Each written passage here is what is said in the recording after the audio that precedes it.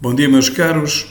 Confrontámos ontem o Ministro dos Negócios Estrangeiros, Dr. Paulo Rangel, com o problema da insegurança dos portugueses em Moçambique, na sequência de vários relatos de raptos e até assassínios de alguns empresários portugueses naquele país, ex-colónia portuguesa. E o que eu disse ao Sr. Ministro foi que a segurança dos portugueses em Moçambique ninguém a pode garantir. Chegámos a um ponto em que já ninguém pode garantir, mas não só a segurança dos portugueses em Moçambique, como também a segurança dos portugueses em Angola e na Guiné-Bissau, por exemplo. É que não há segurança nestes países pela simples razão de que não há ordem, nem democracia, nem polícia independente, nem justiça independente nestes países. É a minha opinião e não sou só eu que penso assim. Quem lá trabalha ou quem lá viva é da minha opinião também. Porque também não há democracia verdadeira nesses países, nem em Moçambique, nem em Angola, nem na Guiné-Bissau, pela simples razão de que nunca aconteceram eleições livres nessas três ex-colónias portuguesas. E, para além disso, a corrupção é generalizada, todos o sabemos, mesmo que alguns o queiram negar. Angola, Moçambique e Guiné não se desenvolveram nem progrediram, regrediram no tempo. Basta ver que praticamente nada foi construído desde 1975, inclusive as casas da elite política e as sedes de muitos organismos oficiais, governamentais que existem nessas ex-colónias, eram casas dos colonos portugueses. Todos o sabemos. Colonos que as abandonaram, não é? Na sua fuga para salvar a vida. Mas pelo menos essas foram mantidas, porque a maior parte das outras, meus caros, e até grandes hotéis e grandes propriedades ficaram abandonadas pelos proprietários na sua fuga.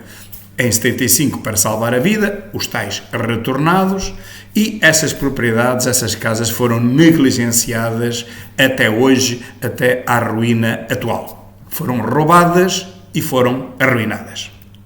A verdade é que 50 anos depois dessa entrega criminosa das nossas colónias, que obrigou à fuga desesperada de centenas de milhares de portugueses, cerca de 500 mil de retornados, para salvar as suas vidas e as das suas famílias, naquela que foi a maior ponta aérea da história de Portugal, passados 50 anos nós olhamos para Angola, Moçambique, olhamos para a Guiné e vemos três países ditatoriais, não democráticos, analfabetizados tanto ou mais do que no tempo do Estado Novo, salvaguardadas as devidas proporções, portanto, idiosincraticamente, em que as crianças negras já naquela altura brincavam com os filhos dos colonos de igual para igual, como documentam centenas de fotografias da época.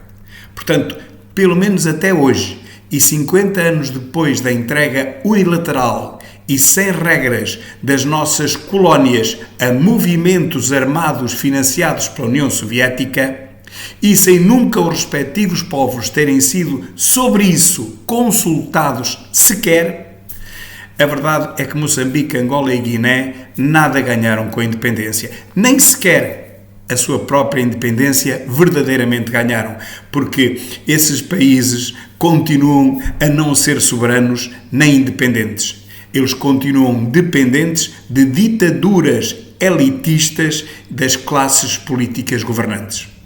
A prova é que não há um moçambicano, um angolano, um guineense, exceto se pertencer lá à elite governativa, não há um que não prefira viver em Portugal em vez de viver em Moçambique, em Angola ou na Guiné. Por isso eles fazem fila para virem para Portugal. Entretanto, os portugueses e muitos já nascidos nas ex-colónias, a esses, meus caros, tudo foi roubado, tendo sido indemnizados de zero bola pelos bens, empresas, casas, terrenos e todas as infraestruturas construídas nessas ex-colónias portuguesas.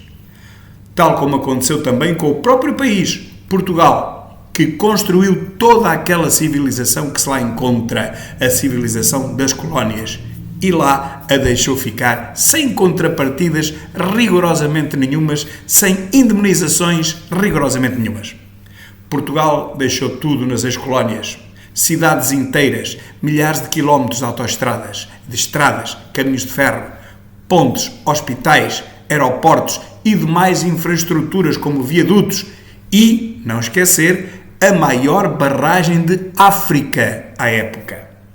Tudo lá ficou gratuitamente e até a dívida que esses países contraem, esses países, Angola, Moçambique, Guiné, que contraem no nosso país, junto de Portugal, até essa dívida é perdoada, meus caros, é perdoada anualmente e convertida em suposta ajuda para as alterações climáticas. Nós emprestamos dinheiro e nunca recebemos sequer esse dinheiro de volta, quanto mais os juros. Meus caros, vamos finalmente ao ponto. Qual é o agradecimento desses novos países saídos das nossas ex-colónias para com Portugal e para com os portugueses que construíram e lá deixaram tudo o que de desenvolvimento e de civilização ainda existe naqueles territórios?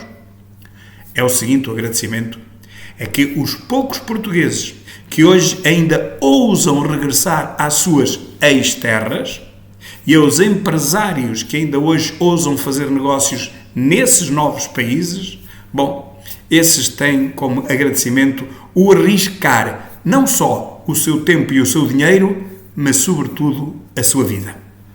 Porque a criminalidade e a corrupção é hoje inimaginável nesses países, mesmo para nós portugueses, que devemos ser das maiores vítimas da corrupção de entre os povos da Europa desenvolvida. Deixei, portanto, ao Sr. Ministro a pergunta tão sacramental quanto de resposta quase impossível. O que tem feito o Ministério dos Negócios Estrangeiros e o que pode fazer no futuro para tentar garantir a segurança dos portugueses, não só em Moçambique, mas como em Angola e na Guiné.